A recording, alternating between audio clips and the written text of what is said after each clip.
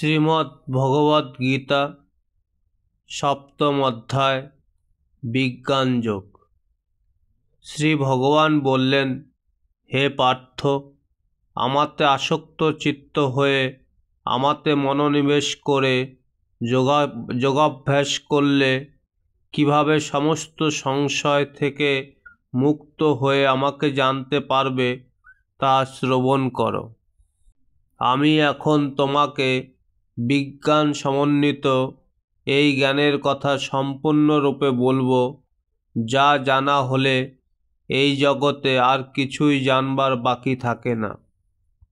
হাজার হাজার মানুষের মধ্যে কদাচিৎ কোনো একজন সিদ্ধি লাভের জন্য যত্ন করেন, আর সেই প্রকার যত্নশীল সিদ্ধদের মধ্যে কদাচিৎ একজন আমাকে অর্থাৎ আমার ভগবৎ স্বরূপকে তত্ত্বত অবগত হন। ভূমি, জল, বায়ু, অগ্নি, আকাশ, মন, বুদ্ধি ও অহংকার, এই 8 প্রকারের আমার ভিন্নাজরা প্রকৃতি বিভক্ত। হে মহাবাহ, এই নিকৃষ্টা প্রকৃতি ব্যতীত আমার আর একটি উৎকৃষ্টা প্রকৃতি রয়েছে। সেই প্রকৃতি চৈতন্য স্বরূপা ও জীবভূতা।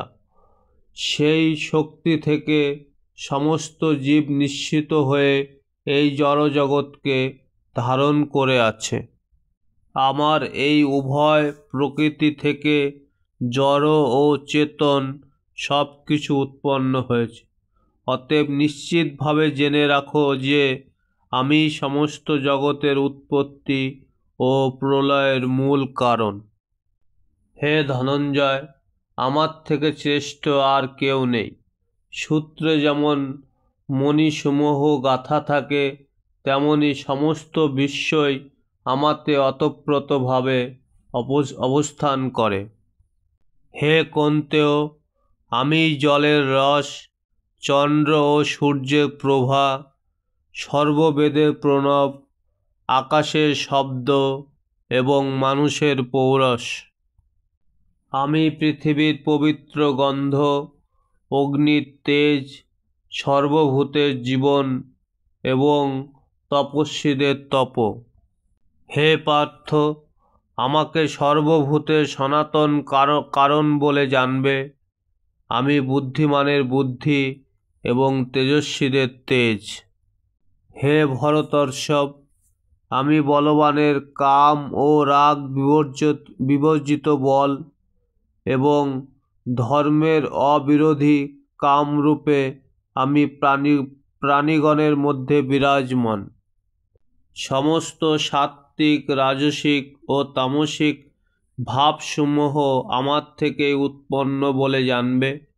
আমি সেই সকলের অধীন নই, কিন্তু তারা আমার শক্তির অধীন।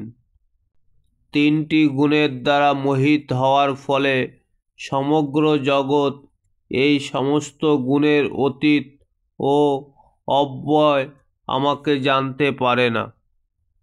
আমার এই দৈবী মায়া ত্রিগুণাত্মিকা এবং তা দুত্রিকমনীয়া, কিন্তু যারা আমাতে প্রপত্তি করেন তারাই এই মায়া উত্তীর্ণ হতে পারেন। মূঢ়, নরাধম, মায়ার দ্বারা যাদের জ্ঞান অপহৃত হয়েছে এবং যারা আসরিক ভাব সম্পন্ন, সেই সমস্ত দুষ্কৃতিকারীরা কখনো আমার শরণাগত হয় না। হে ভরতশ্রেষ্ঠ অর্জুন, আর্ত, অর্থার্থী, জিজ্ঞাসু ও জ্ঞানী, এই 4 প্রকার পুণ্যকর্মা ব্যক্তিগণ আমার ভজনা করেন। এই 4 প্রকার ভক্তের মধ্যে নিত্যযুক্ত আমাতে একনিষ্ঠ তত্ত্বজ্ঞানী শ্রেষ্ঠ, কেননা আমি তার অত্যন্ত প্রিয় এবং তিনিও আমার অত্যন্ত প্রিয়। এই সকল ভক্তেরা সকলেই নিঃসন্দেহে মহাত্মা, কিন্তু যে জ্ঞানী আমার তত্ত্বজ্ঞানে অধিষ্ঠিত, আমার মতে তিনি আমার আত্মস্বরূপ, আমার অপ্রাকৃত সেবায় যুক্ত হয়ে তিনি সর্বোত্তম গতিস্বরূপ আমাকে লাভ করেন। বহু জন্মের পর তত্ত্বজ্ঞানী ব্যক্তি আমাকে সর্বকারণের পরম কারণ রূপে জেনে আমার শরণাগত হন। সেই রূপ মহাত্মা অত্যন্ত দুর্লভ। জড় কামনা বাসনার দ্বারা যাদের জ্ঞান অপহৃত হয়েছে, তারা অন্য দেবদেবীর শরণাগত হয় এবং তাদের স্বীয় স্বভাব অনুসারে বিশেষ নিয়ম পালন করে দেবতাদের উপাসনা করে। পরমাত্মারূপে আমি সকলের হৃদয়ে বিরাজ করি। যখনই কেউ দেবতাদের পূজা করতে ইচ্ছা করে, তখনই আমি সেই ভক্তের তাতেই অচলা শ্রদ্ধা বিধান করি। সেই ব্যক্তি শ্রদ্ধাযুক্ত হয়ে সেই দেবতার আরাধনা করেন এবং সেই দেবতার কাছ থেকে আমারই দ্বারা বিহিত কাম্য বস্তু অবশ্যই লাভ করেন। অল্প বুদ্ধি ব্যক্তিদের আরাধনালব্ধ সেই ফল অস্থায়ী। দেবোপাসকগণ দেবলোক প্রাপ্ত হন, কিন্তু আমার ভক্তেরা আমার পরম ধাম প্রাপ্ত হন। বুদ্ধিহীন মানুষেরা যারা আমাকে জানে না, মনে করে যে আমি পূর্বে অব্যক্ত নির্বিশেষ ছিলাম, এখন ব্যক্তিত্ব পরিগ্রহ করেছি। তাদের অজ্ঞতার ফলে তারা আমার অব্যয় ও সর্বোত্তম পরম ভাব সম্বন্ধে অবগত নয়। আমি মূঢ় ও বুদ্ধিহীন ব্যক্তিদের কাছে কখনো প্রকাশিত হই না। তাদের কাছে আমি আমার অন্তরঙ্গা শক্তি যোগমায়ার দ্বারা আবৃত থাকি, তাই তারা আমার অজ ও অব্যয় স্বরূপকে জানতে পারে না।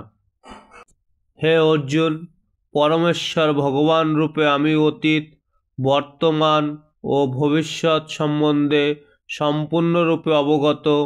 আমি সমস্ত জীব সম্বন্ধে জানি, কিন্তু আমাকে কেউ জানে না। হে ভারত, হে পরন্তপ, ইচ্ছা ও দেশ থেকে উদ্ভূত দ্বন্দ্বের দ্বারা বিভ্রান্ত হয়ে সমস্ত জীব মোহাচ্ছন্ন হয়ে জন্মগ্রহণ করে।